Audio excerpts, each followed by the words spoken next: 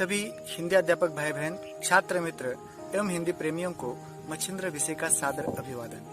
नमस्कार मित्रों, आज हिंदी जगत में प्रस्तुत है व्याकरण घटक कारक। कारकों का हिंदी व्याकरण में बहुत ही महत्व है। कारकों के बगैर कोई वाक्य तैयार नहीं हो सकता। तो चलिए इन कारकों से आज हम परिचित हो जाते हैं। आइए कारकों को समझने से पहले इस वाक्य को गौर कीजिए। इस वाक्य में देखिए, लक्ष्मण, भाई, श्री राम, अयोध्या, श्रीलंका जाकर, सीता, रावण, बाण मारा। इन शब्दों को पढ़ने के बाद क्या आपको लगता है कि यह कोई अर्थपूर्ण वाक्य है, या इससे कोई वाक्य का बोध होता है, या किसी क्रिया का बोध होता है? तो बिल्कुल नहीं। अब ये इस वाक्य को देखिए। लक्ष्मण के भाई श्री राम ने अयोध्या से श्रीलंका जाकर सीता के लिए रावण को बाण से मारा। अब इस वाक्य में कुछ बदलाव आए हुए हैं और इस वाक्य से एक विशिष्ट अर्थ प्राप्त होता है। अब इन दो वाक्यों को हम तुलनात्मक दृष्टि से देखें तो कुछ परिवर्तन जरूर सामने आएगा। चलिए इन वाक्यों को भी देखते हैं। ये देखिए, यहाँ पर जो हमने पहले पढ़ा, लक्ष्मण, भाई, श्री राम, अयोध्या, श्रीलंका जाकर, सीता, रावण, बाण मारा। अब ये इसी में परिवर्तित हुआ नीचे वाक्य है। लक्ष्मण का भाई श्री राम ने अयोध्या से श्रीलंका जाकर सीता के लिए रावण को बाण से मारा। इन दो वाक्यों में यदि हम गौर करेंगे तो लक्ष्मण के बाद का, श्री राम के बाद ने, अयोध्या के बाद से, सीता के बाद के लिए, रावण के बाद को और बाण के बाद से, यह कुछ नए अक्षर जुड़ गए। मित्रों, इन वाक्यों को भी देखिए। उसने पत्र लिखा, गीता ने उसी को कहानी सुनाई, करामत यहाँ से वहां चला गया, पंछी पेड़ पर बैठे हैं, राम स्वरूप उमा के पिता थे। इन वाक्यों में ने, को, से, पर, के, यह अक्षर उनके पूर्व आए हुए शब्दों को विशिष्ट अर्थ प्राप्त करा के देते हैं। साथ ही साथ उनका संबंध अन्य शब्दों के साथ जोड़ देते हैं। इन वाक्यों में जो ने, को, से, पर ऐसे अक्षर समूह आए हैं, इन्हें विभक्तियां कहा जाता है। यानी कि हमने देखा कि संज्ञा और सर्वनाम के बाद कुछ नए अक्षर आकर जुड़ गए और उनकी वजह से उन शब्दों को, संज्ञा सर्वनाम शब्दों को अर्थ प्राप्त हुआ। ऐसे शब्दों समूहों को कारक कहा जाता है। संज्ञा या सर्वनाम के आगे जब ने, को, से आदि विभक्तियां लगती है तब उनका रूप ही कारक कहलाता है। आइए मित्रों, इन कारक पदों का उनके विशिष्ट अर्थ के अनुसार जो विभिन्न प्रकार है उनसे हम परिचित हो जाते हैं, जिन्हें कारक प्रकार अथवा कारक भेद कहा जाता है। यह कुल मिलाकर 8 प्रकार के हैं। देखिए इस तालिका को। इसमें पहला जो स्तंभ है वह कारक प्रकार का है। दूसरा जो स्तंभ है वह उनके साथ जुड़ने वाली विभक्ति प्रकार के चिन्ह जो है वह दिए हैं, और तीसरे स्तंभ में विभक्तियों के नाम दिए हुए हैं। यह 8 प्रकार के हैं। पहला है कर्ता कारक, जिसका चिन्ह है ने, या कभी कभी नहीं लगता है इसलिए वहां पर शून्य लिखा है। इसे प्रथमा विभक्ति कहा जाता है। दूसरा कर्म कारक, इसका कारक चिन्ह है को और कभी कभी नहीं आता है, इसे द्वितीय विभक्ति कहा जाता है। तीसरा है करण कारक, जिसका विभक्ति चिन्ह है से, इसे तृतीया कहा जाता है। चौथा जो है वह है संप्रदान कारक, इसका चिन्ह है को, के लिए, और इसे विभक्ति में चतुर्थी कहा जाता है। अगला जो है वह है अपादान कारक, और इसका चिन्ह जो है वह है से, और इसे विभक्ति में पंचमी विभक्ति कहा जाता है। अगला विभक्ति है षष्ठी, जिसका कारक प्रकार है संबंध कारक, और इसके विभक्ति चिन्ह है का, की, के और रा, री, रे। सातवां जो है वह है अधिकरण कारक, और अधिकरण कारक का चिन्ह है में, पर, और इसे सप्तमी विभक्ति कहा जाता है। और अंतिम प्रकार जो है वह है संबोधन कारक, और इनके चिन्ह आते हैं हे, अरे, हो, ऐसे, और इसे संबोधन विभक्ति कहा जाता है। आइए मित्रों, इनके हर एक प्रकार को उदाहरणों के माध्यम से समझ लेते हैं। पहला प्रकार है कर्ता कारक, और इसका चिन्ह हमने देखा ने अथवा शून्य यानी कि नहीं आता है। इसे प्रथमा विभक्ति कहते हैं। और इसका कारक अर्थ यानी कि क्रिया के साथ जुड़ने वाला संबंध या अन्य शब्दों के साथ जो जुड़ने वाला संबंध है वो इस प्रकार का है कि यह जो कर्ता कारक है वह क्रिया का करने वाला जो भी है उसका बोध करा देता है। आइए इन उदाहरणों को देखते हैं। सचिन ने छींका, उसने लड़ाई लड़ी, किशोर ने फल खा लिया, माँ ने बुलाया। और उसके आगे के वाक्य देखिए, राम जाता है, वह मुझे भूला, हर्ष पुस्तक ले आया, मैं पानी पीने लगा। इनमें से पहले जो वाक्य है, इन वाक्यों में ने यह कारक चिन्ह आया हुआ है और इसकी वजह से उसे अर्थ प्राप्त हुआ है। यह क्या करते हैं, तो क्रिया का करने वाला जो है उसे कर्ता कहते हैं हम, तो उसका बोध करा देते हैं। यदि हम ने हटा देते हैं तो उस वाक्य में उनका कोई अर्थ या महत्व नहीं रह पाता है। तो जो क्रिया का कर्ता दर्शाता है उसके साथ आने वाला जो कारक है वह कर्ता कारक कहलाता है। इन वाक्यों में छींकने की क्रिया करने वाला सचिन है, लड़ाई लड़ने वाला वह है, फल खाने वाला किशोर है और बुलाने वाली माँ है। यानी कि क्रिया का कर्ता दर्शाने का काम यह कारक करते हैं। उसी प्रकार से दूसरे वाक्य देखिए, राम जाता है, जाने वाला राम है, भूलने वाला वह है, पुस्तक ले आने वाला हर्ष है और पीने वाला मैं हूँ। तो यहाँ पर क्रिया का कर्ता दर्शाने वाले ये जो शब्द है वह कारक पद है और उसे कर्ता कारक कहा जाता है और इसका चिन्ह है ने। दूसरा प्रकार है कर्म कारक और इसके कारक चिन्ह है को अथवा कभी कभी नहीं लगता है। अब इसे द्वितीय विभक्ति कहा जाता है और इसका अर्थ देखिए वो महत्वपूर्ण है क्योंकि वो यदि आपने समझ लिया तो कारक आपको आसानी से समझ में आएंगे। इसमें जिस शब्द पर क्रिया का फल गिरता है यानी कि क्रिया प्रत्यक्ष घटती है ऐसा बोध होता है, ऐसे शब्दों के साथ जो चिन्ह आता है या वो जो पूरा पद है उसे कर्म कारक कहा जाता है। इन वाक्यों को देखिए, माँ बच्चों को सुला रही है, राम ने रावण को मारा, मैंने हरि को बुलाया, पिता ने पुत्र को पुकारा, शिकारी ने बाघ मारा, राम ने रोटी खाई, बच्चों ने किताब खोली, मैं कॉलेज जा रहा हूँ। इन वाक्यों में यदि देखेंगे तो अधोरेखांकित जो पद है वह कर्म कारक के पद है। पद यानी शब्द। यहाँ पर देखिए क्रिया का फल प्रत्यक्ष जिन शब्दों पर गिरता है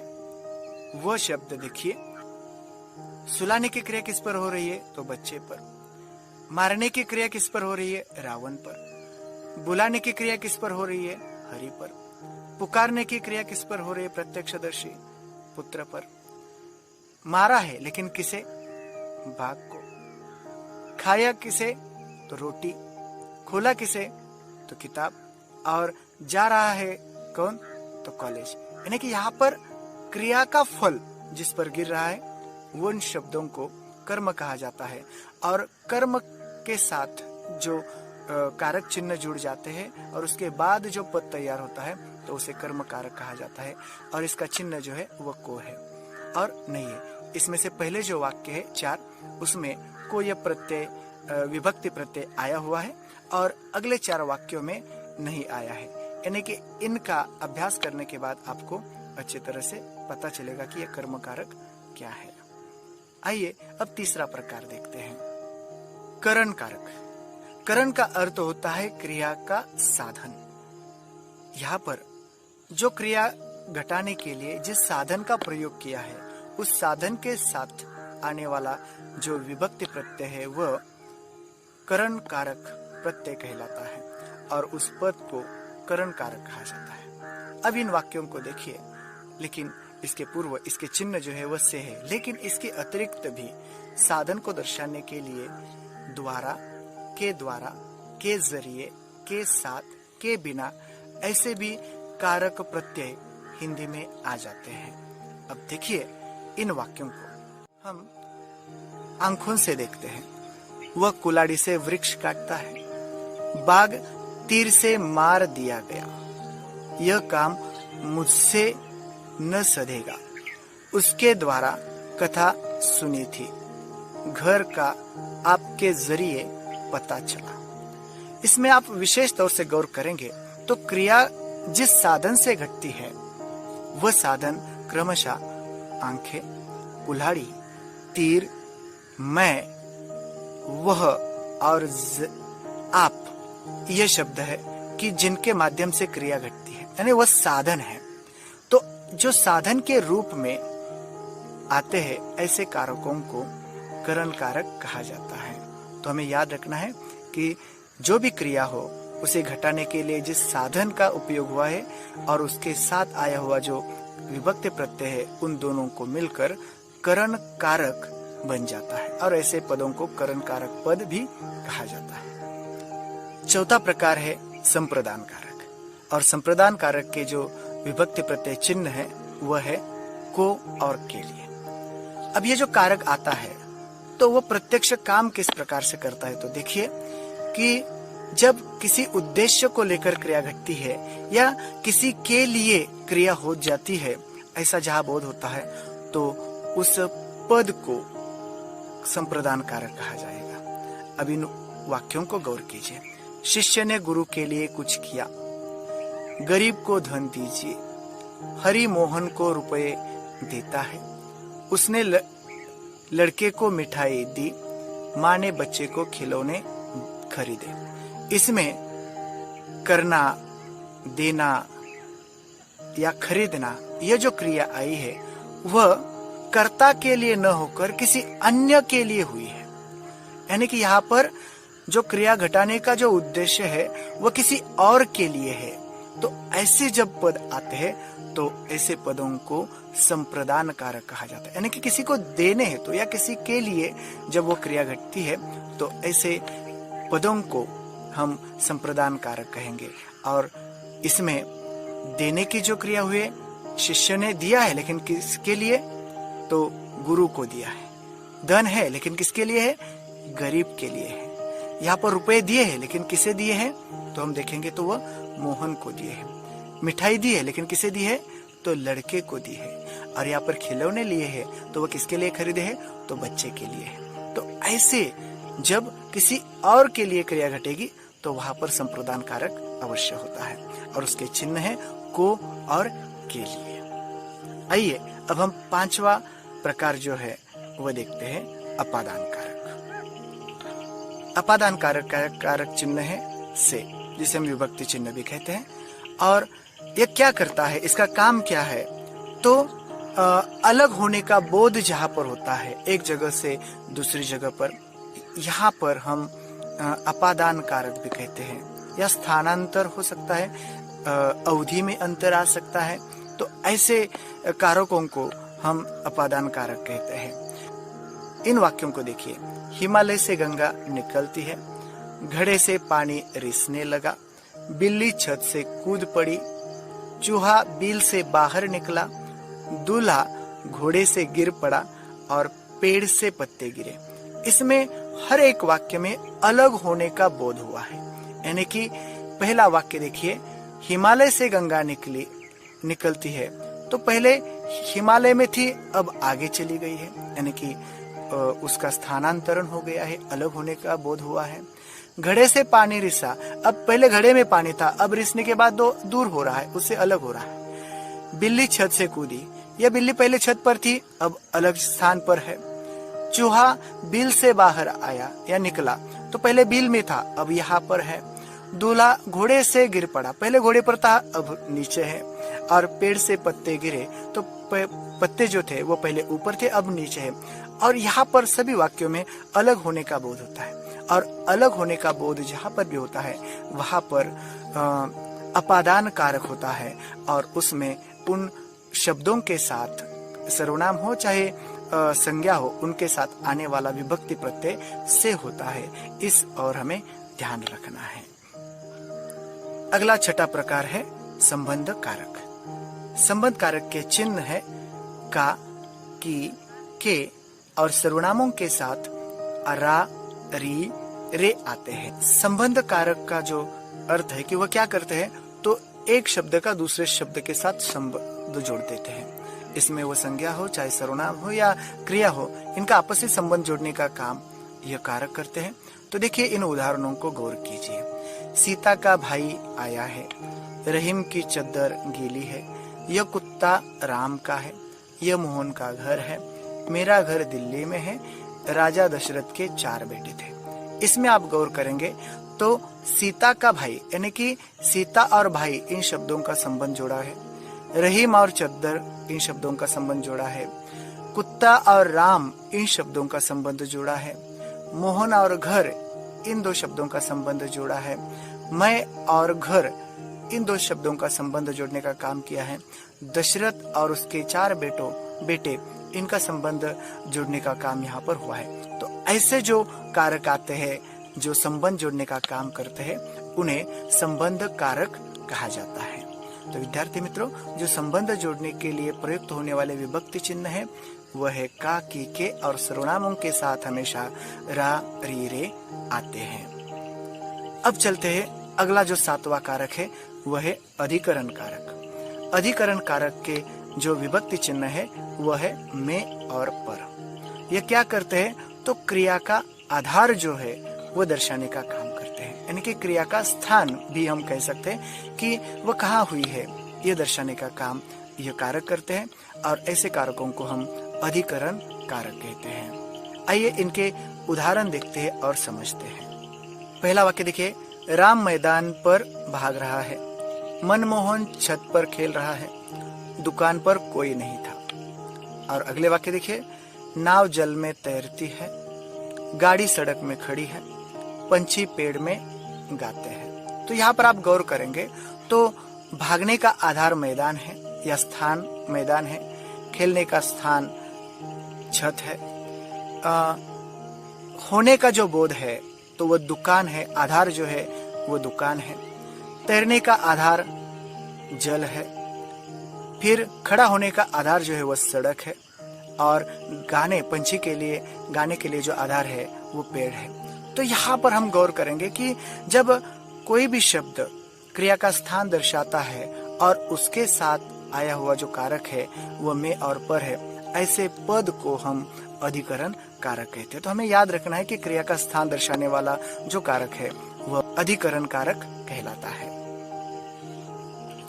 कारक प्रकारों का अंतिम प्रकार देखिए, वह है संबोधन कारक। संबोधन कारक में जो चिन्ह है वह है अरे और हो है, और इसे विभक्ति में संबोधन विभक्ति कहा जाता है। इसका अर्थ क्या है कि जब किसी को पुकारने के लिए विशिष्ट शब्दों का प्रयोग किया जाता है तो उनके साथ यह विभक्ति चिन्ह आते हैं, और ऐसे पदों को हम संबोधन कारक कहते हैं। इन उदाहरणों को देखिए, हे श्याम इधर आओ, अरे तुम क्या कर रहे हो, हे ईश्वर हम पर दया करो, अरे बच्चों ये देखो। यहाँ पर आप गौर करेंगे तो शाम को पुकारने के लिए है, किसी और को पुकारने के लिए, तुम को पुकारने के लिए अरे, ईश्वर को पुकारने के लिए फिर है, और बच्चों को पुकारने के लिए अरे, ऐसे कारक चिन्हों का प्रयोग किया हुआ है। तो ये जो दोनों समस्त पद है मिलकर जो बने हैं तो उन्हें संबोधन कारक कहा जाता है। तो जब भी किसी को पुकारा जाएगा तो वहां पर जो कारक होगा वह संबोधन कारक होगा, इसे हमें याद रखना है। मित्रों, ये हमने सभी कारक के प्रकार पढ़े, लेकिन इसमें 2 जगह पर संदिग्धता निर्माण हो जाती है। वह है पहला कर्म कारक और संप्रदान कारक, क्योंकि इन दोनों के जो चिन्ह है वो एक समान है, परंतु इसका भेद समझने के लिए एक बात को याद रखना है। कर्म कारक में क्रिया जो है वो प्रत्यक्ष घटती है, यानी कि परिणाम दिखाई देता है, और संप्रदान कारक में वह क्रिया बाद में होने वाली है या वह क्रिया किसी और के लिए होती है। इन बातों को याद रखते हुए कि जब प्रत्यक्ष क्रिया घटती है, परिणाम दिखाई देता है, तो कर्म कारक है, अन्यथा हम इसे संप्रदान कारक में लेंगे। और दूसरी जो संदिग्धता है वह है करण कारक और अपादान कारक में, क्योंकि दोनों के चिन्ह एक समान है, परंतु इसमें भी हम यदि थोड़ा सा गौर करेंगे तो करण कारक में साधन का बोध होता है, साधन के साथ से आता है, और अपादान कारक में अलग होने का बोध होता है। यानी कि जहां पर अलग होने का बोध है वहां पर अपादान कारक है, और जहां पर साधन के साथ क्रिया घटाने के लिए जो साधन का प्रयोग किया है उसके साथ आया हुआ से जो है वह करण कारक है। इसे हमें याद रखना होगा। विद्यार्थी मित्रों, इन कारकों को याद रखने के लिए एक विशेष तकनीकी, या जिसे हम कहेंगे कि एक तरकीब है, इसे हम गौर करें। आइए इस तालिका को देखते हैं। यह पहली ही तालिका है, लेकिन इसमें थोड़ा सा परिवर्तन किया है कि जो कारक प्रकार है उनके सामने उनके प्रथम अक्षर, जिसे हम अध्याक्षर कहते हैं, वह लिए हैं। यानी कि कर्ता का क, कर्म का क, फिर करण का क, संप्रदान का स, अपादान का फिर अ, संबंध का स, अधिकरण का अ और संबोधन का सम। इसमें आप यदि गौर करेंगे तो स्तंभ में इसके दो गुट मैंने बनाए हैं, और इससे एक अच्छा मराठी का वाक्य तैयार हो जाता है। तो वह वाक्य कैसा बनेगा, देखिए, क क कस, यानी देखिए क क कस अस अस, क क कस अस अस। इनके आधार पर हम कारक प्रकार एक क्रम से याद रख सकते हैं। क क कस अस अस, क यानी कि कर्ता कारक, दूसरा क कर्म कारक, तीसरा क करण कारक, स यानी संप्रदान कारक, फिर अ अपादान कारक, फिर स संबंध कारक, फिर अ अधिकरण कारक, और फिर स संबोधन कारक। इस प्रकार से हम कारकों के प्रकार याद रख सकते हैं। और मित्रों, कारक पहचानने के लिए उनके विभक्ति प्रत्यय याद न रखते हुए उनका अर्थ जो है, जो क्रिया के साथ जुड़ा है, उसे यदि हम गौर करेंगे, याद रखेंगे, समझ लेंगे, तो कारक पहचानना या कारकों का प्रयोग करना हमारे लिए बहुत ही आसान हो जाएगा। तो विद्यार्थी मित्रों, ये थे कारक भेद। मुझे विश्वास है कि मेरा ये छोटा सा प्रयास जो मैंने संक्षेप में बताने का किया है वो आप सभी को पसंद आया होगा। यदि इसके बारे में कोई और आशंका है तो आप कमेंट बॉक्स में लिखकर मुझे जरूर भेजें, मैं आपका समाधान करने की कोशिश करूंगा। अब आपके मित्र मच्छिंद्र विषय को दीजिए इजाजत। हम फिर से मिलेंगे किसी अन्य विषय को लेकर, साहित्यिक गतिविधियों को लेकर। तब तक के लिए मच्छिंद्र विषय को दीजिए इजाजत। नमस्कार, धन्यवाद।